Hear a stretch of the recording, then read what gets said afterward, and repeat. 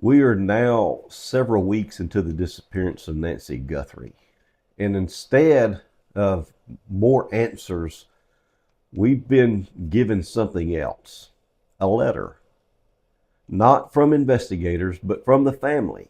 And when a family releases a letter like this with specific dates, specific language, and just a very focused request, it's not something that's done randomly. This was intentional because families, they don't just speak to the public in the middle of an active case unless they're trying to push someone or something forward. And in this case, they give us 3 time markers. January the 31st, the early mornings of February the 1st, and one that really stands out to me is that late evening of January the 11th. Now, that last one, that changes how we have to look at this entire case, because it tells us that this may not have started the night that Nancy disappeared. It may have started much earlier. And today I want to slow down and just walk through this letter piece by piece, because I believe that this statement may be one of the clearest signals that we've had so far about where this case actually stands. Now, at first glance, this letter feels like what you would expect: gratitude, appreciation, community support. But it doesn't just stay there, it shifts. And when it shifts, it becomes very specific. The family says Tucson and the surrounding community that may hold the key. They say someone knows something. And then they go further. They say someone may have information and not even realize how important it is. That line matters, because that's not just asking for a witness. It's asking people to rethink what they already saw. It tells me something right away. This case may not be missing information. It may be missing recognition. And those are 2 completely different things, because sometimes the answer isn't new evidence. It's old evidence that nobody realized mattered at that time. A car that didn't belong in the area. A person who maybe lingered too long in that neighborhood. Or a light on at the wrong time. Maybe a conversation that just didn't quite sit right with you. Or a camera clip that got ignored. That's what this letter sounds like to me. It sounds like the answer may already exist somewhere in the normal life. Now, that's exactly why cases like this are so difficult, because normal doesn't trigger alarm. It not until it does. Now, let's talk about that first date, January the 31st. On the surface, that makes sense. It directly tied to the timeline of Nancy's disappearance. But I want you to think about how the family used it. They didn't say, that night. They pointed to the date, and then separately pointed to the early morning hours of February the 1st. When I think about it, it tells me that they want people thinking in phases, not just one moment, but a build up and an execution window. So January the 31st may not just be the night that something happened. It may be the night that everything was set in place. Who was in that area? What vehicles moved through that neighborhood? Who was seen where? What routines was changed? And what cameras might have picked up something early in the evening? Because if this was planned, then the hours before the crime matters just as much as the crime itself. People don't just show up blind in a situation like this. They need to observe and confirm different things. Then they'll return. And if that's what happened here, then on January the 31st becomes more than just a date.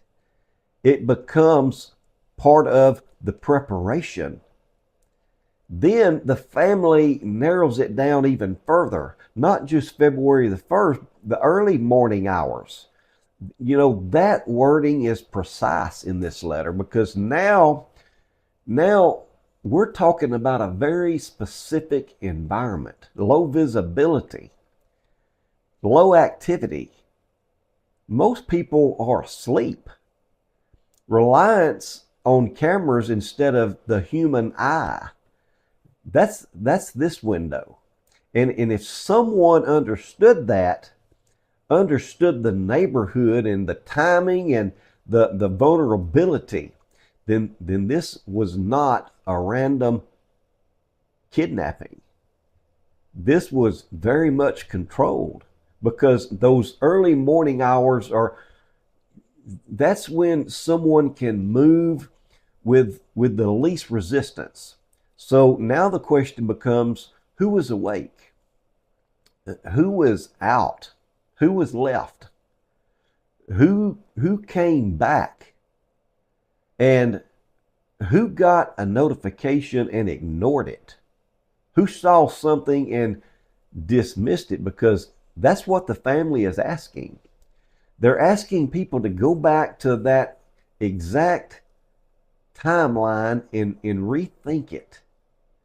Now, let's talk about the date that doesn't fit at first glance.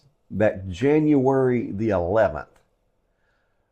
Not just January the 11th, the late evening of January the 11th.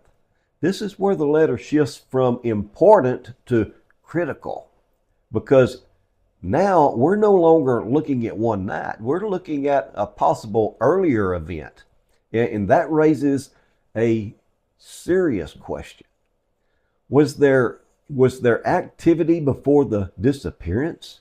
Because when you introduce a date like that, you're signaling something. You're saying, don't just look at when this happened. Look at what may have happened before that time. And that opens the door to something even bigger.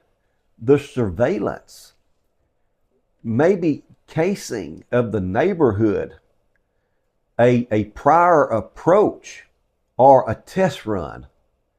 This case is big, folks, and it would more than likely require all of this casing and maybe a test run. A presence that went unnoticed, because if someone was around on January the 11th, late in that evening, and then again weeks later, again, this would not be something that is random. It's a sequence. It's familiarity. That's someone who knew what they were doing. Now, the wording matters just as much as the date. Late evening. That narrows behavior. It suggests that timing is part of the pattern. And when timing becomes a pattern, you start looking at routine. Who operates during those hours? Who was out on January the 11th and had reason to be there? Who did? Who didn't? Because the family is not throwing that phrase casually. They are directing attention to it. And that tells me that they believe something about that night. That time, it matters. in a case like this. Now, step back and look at all three time references together. January the 11th, January the 31st, and early morning February the 1st. That structure doesn't feel spontaneous. It feels layered. And when something feels layered, it usually means it developed over time. That suggests patience, awareness, and control, possibly familiarity with the environment, because this does not feel like someone stumbled into a situation. It feels like someone who knew where they were. They knew what they were doing and moving with confidence. And all of that matters because it tells you what kind of person that law enforcement may be dealing with. Now, the family does something very specific here.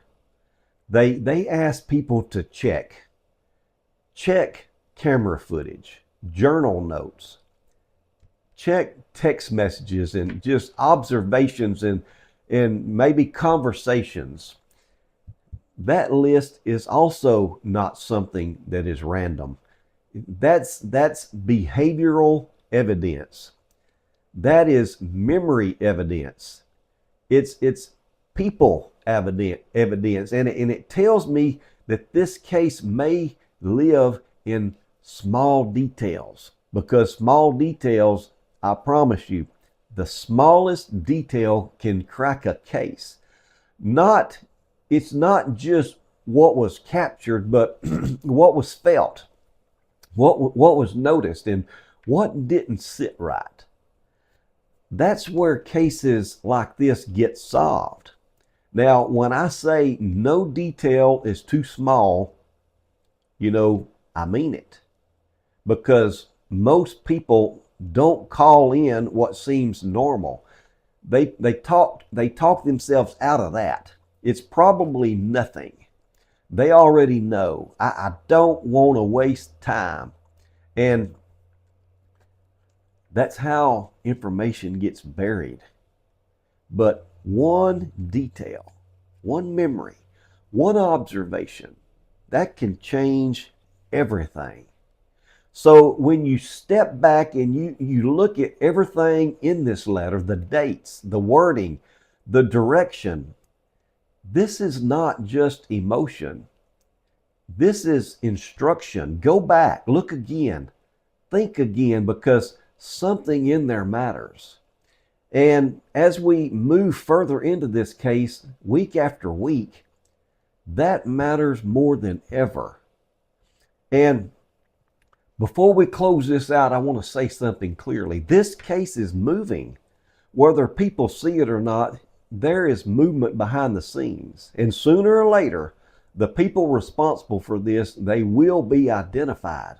That's not speculation, and it's just how investigations work. You can delay it, and you can try to stay ahead of it, but you are not as far ahead as you think you are. This may take time, but this case is not going to disappear. And to whoever is responsible, if you're watching this, you may feel comfortable right now.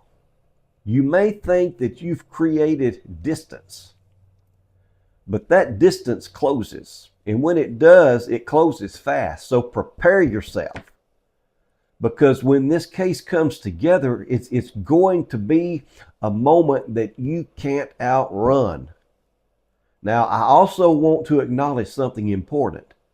People have reached out to me through post, through email, sharing information, things that didn't sit right with them. And I hear you. Your voice has not gone silent to me. And I appreciate you, because this is how cases get solved. People speaking up, people trusting their instincts. And I truly believe that the Guthrie family would say the same thing. thank you for keeping this case in the forefront. And at the end of the day, like I always say, this case it's about Nancy, a mother, a loved one, a family that's still waiting, still searching, and they're still needing answers. And until they have them, this case is going to stay right here in the forefront. I'll see to it on this channel. If something about this case or about those dates struck you, January the 11th, January the 31st, or early morning February the 1st, please don't ignore it. One detail could change everything. And if you believe that this case, a case like this is alive, make sure that you're subscribed to my channel, because we're not letting it fade. Not now, not until we have answers. Again, thank you all for being here, and I'll see you in the next video.